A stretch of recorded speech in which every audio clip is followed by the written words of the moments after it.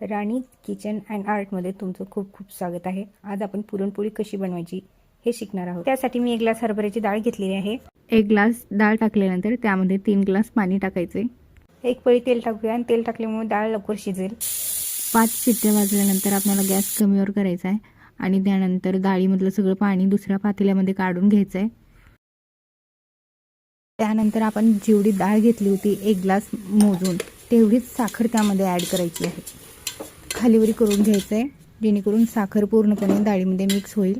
तुम्हाला वाटत असेल की डाळ आणि साखर जास्त पातळ झालेली दिसत असेल तर त्यामध्ये थोडंसं तेल टाकायचं जेणेकरून ते लवकर शिजेल आणि घट्ट होईल।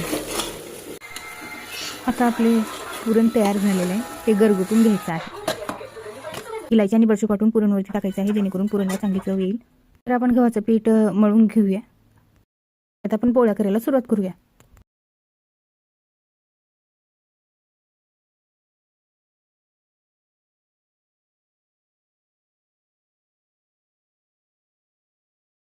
पोळीला हळूसूर लाटायचं आहे जेणेकरून पोळी फाटणार नाही।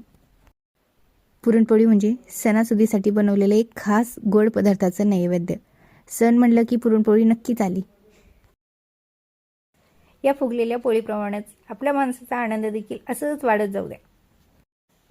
आपल्या माणसाच्या आनंदासाठी एक बार माझी रेसिपी फॉलो करून बघा। लाईक करा, सबस्क्राईब करा आणि नक्की कमेंट करून सांगा की माझी पुरणपोळी कशी वाटली।